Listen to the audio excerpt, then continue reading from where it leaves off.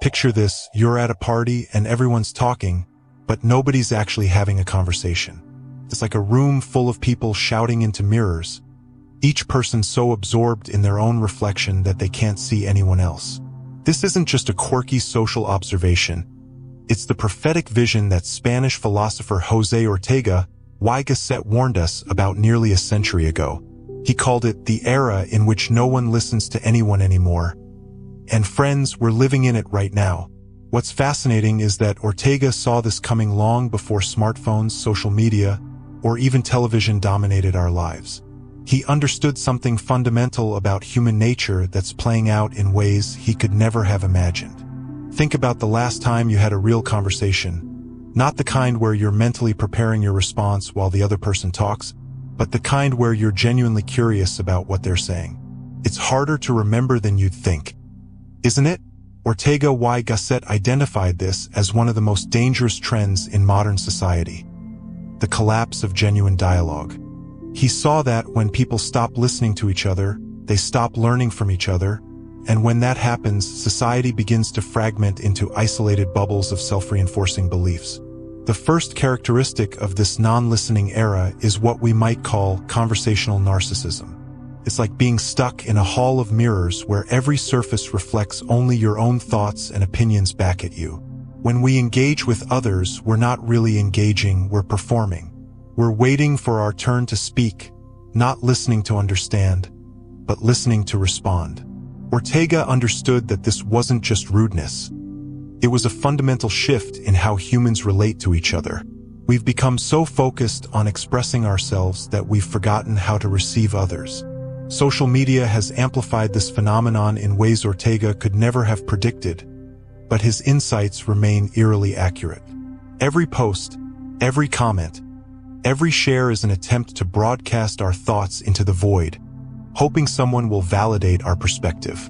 But here's the paradox. The more we try to be heard, the less we actually listen. It's like a crowded restaurant where everyone's talking louder to be heard over the noise, creating even more noise in the process. The result is a communication breakdown disguised as connection. The second characteristic Ortega identified is the massification of opinion. Imagine opinions as clothing. In the past, people would carefully tailor their beliefs, taking time to consider different fabrics of thought and stitching together their own unique worldview. Today, we're more likely to grab pre-made outfits off the rack, wholesale belief systems that come with their own tribes and talking points. Ortega warned that when people stop thinking for themselves, they become part of what he called the mass, not necessarily the majority, but those who accept ready-made opinions without genuine reflection. This massification creates echo chambers that feel comfortable but are intellectually stifling. It's like living in a house where all the windows face the same direction. You get plenty of light from one angle, but you miss the sunrise, the sunset, and everything in between. Ortega understood that when we only listen to voices that confirm what we already believe, we stop growing as individuals and as a society. We become closed systems, recycling the same ideas without the fresh input that comes from genuine dialogue. The third characteristic is what Ortega called the rebellion of the masses. But this isn't a political revolution in the traditional sense. It's the revolt against excellence, against the idea that some opinions might be more informed, more thoughtful, or more valuable than others.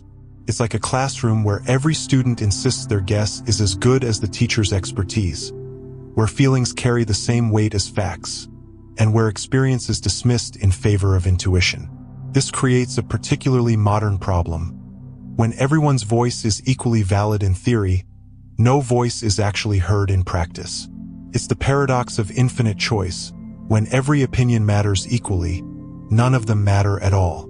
Ortega saw this coming and warned that it would lead to a kind of intellectual paralysis, where society becomes unable to make collective decisions or move forward together because every perspective demands equal consideration, regardless of its merit or foundation.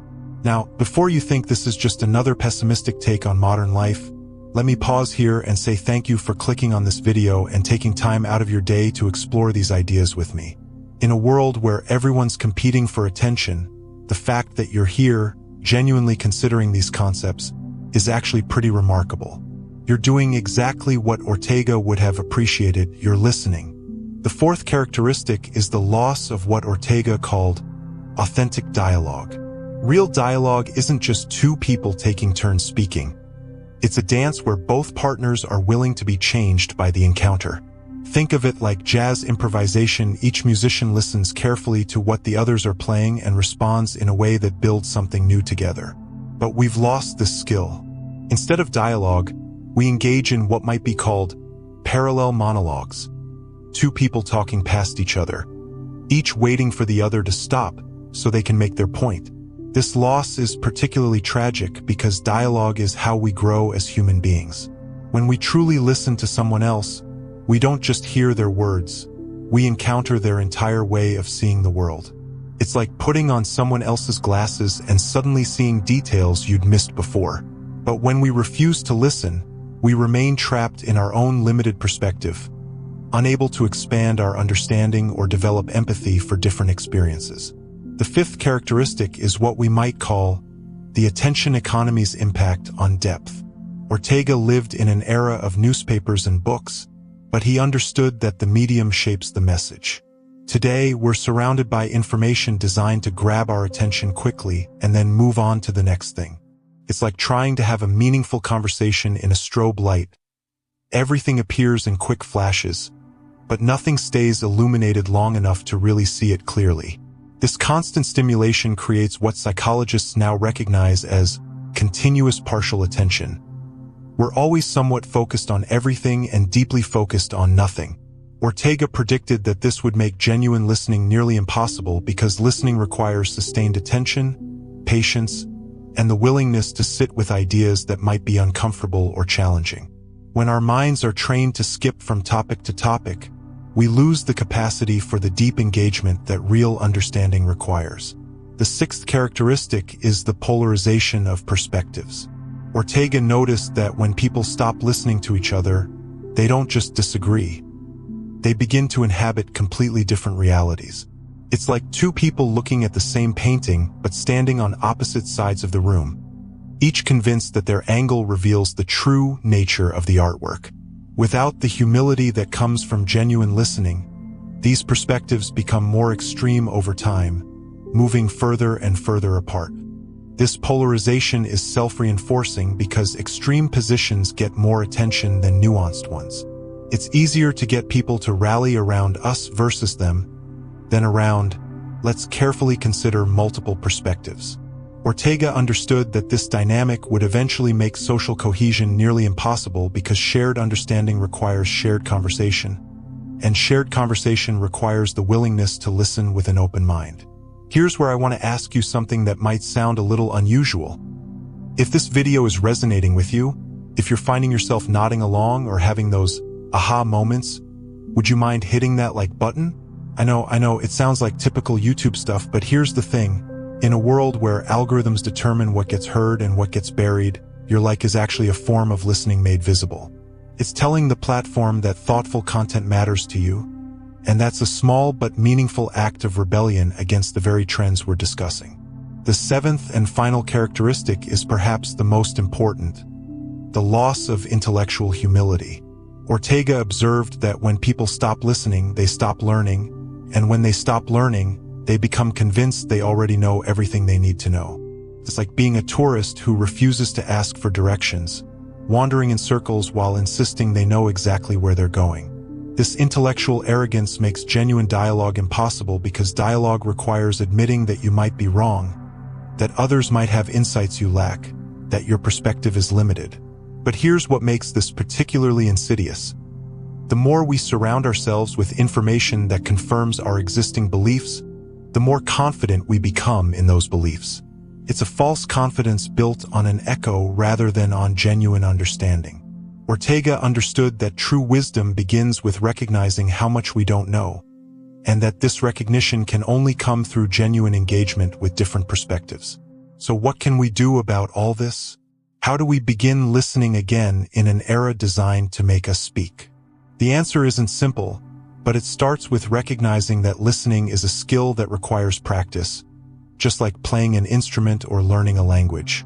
We've gotten out of practice, but the capacity is still there. It starts with approaching conversations with curiosity rather than judgment, with questions rather than statements, with the goal of understanding rather than winning. One practical approach is what I call generous listening. Assuming that the person you're talking with has something valuable to offer, even if you disagree with them. It's like being an archaeologist carefully excavating someone's thoughts to understand not just what they believe, but why they believe it. This doesn't mean accepting everything you hear, but it means giving people the respect of truly considering their perspective before responding. Another key is learning to sit with discomfort. When someone says something that challenges our beliefs, our natural impulse is to defend or deflect. But Ortega would encourage us to pause in that moment, to resist the urge to immediately respond, and instead to ask ourselves, what might I learn from this perspective? What am I missing? It's uncomfortable, but discomfort is often where growth happens. We also need to rebuild our tolerance for nuance and complexity. The world that Ortega warned about is one where everything gets reduced to simple binaries. Right or wrong, good or bad, us or them. But real life is messier than that, and real understanding requires embracing that messiness. It means being willing to hold multiple perspectives in our minds simultaneously, even when they seem to contradict each other. The technology that contributes to this problem can also be part of the solution, but only if we use it intentionally. Instead of using social media to broadcast our opinions, we can use it to ask genuine questions. Instead of seeking content that confirms what we already believe, we can actively seek out thoughtful voices that challenge our assumptions.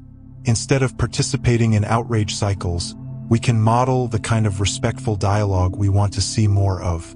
Education plays a crucial role here too. We need to teach listening as a skill, not just speaking.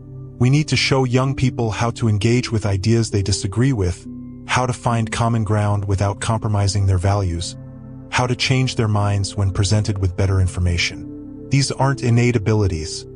They're learned skills that require practice and guidance. Perhaps most importantly, we need to remember why listening matters. It's not just about being polite or making others feel heard, although those things have value. Listening is how we learn, how we grow, how we solve problems together.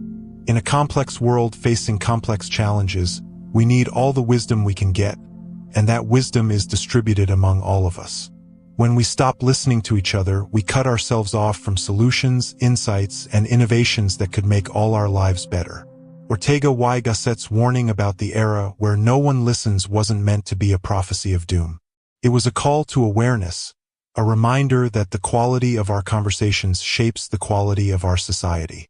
We have the power to change this trend, but it requires intentional effort from each of us. It means being willing to listen not just with our ears, but with our hearts and minds, approaching each conversation as an opportunity to learn something new about the world and about ourselves. The beautiful thing about listening is that it's contagious. When you really listen to someone, not just wait for your turn to talk, but genuinely try to understand their perspective, they feel it, and they're more likely to listen to you in return. One real conversation can ripple out and inspire others, creating small pockets of genuine dialogue in a world that desperately needs them. This isn't about perfect communication or solving all disagreements. That's not realistic or even desirable. Different perspectives and healthy debate are essential for progress. But we can disagree without dismissing, challenge without attacking, and advocate for our beliefs while remaining open to new information. We can model the kind of discourse that elevates rather than degrades, that seeks understanding rather than victory. As we navigate this era that Ortega warned us about, we have a choice. We can continue down the path of parallel monologues and intellectual isolation, or we can begin the hard work of rebuilding genuine dialogue. It starts with recognizing that every person we meet has a story worth hearing, experiences worth understanding, and insights worth considering. It starts with approaching conversations with humility rather than arrogance, with curiosity rather than certainty. The future of our discourse, and perhaps our society, depends on whether we can remember how to listen. Not the passive kind of listening where we're just waiting for quiet so we can speak, but the active kind where we're genuinely trying to understand another human being's perspective. It's challenging work, but it's also deeply rewarding work because it connects us to something larger than ourselves and reminds us of our shared humanity. If this exploration of Ortega's ideas has given you something to think about, I'd love for you to share this video with someone who might benefit from hearing this message. And if you've made it this far with us, maybe drop the word dialogue in the comments. Not because you have to, but because you want to. There's something powerful about seeing that word appear again and again. A small reminder that genuine conversation is still possible and still valued. There are more videos exploring these kinds of deep questions right here on the channel. And if you feel called to join our community of thoughtful people who believe that ideas matter and conversations can change the world, consider subscribing to Not What It Seems. Until next time, may your conversations be as rich as your questions, and may your listening be as generous as your speaking.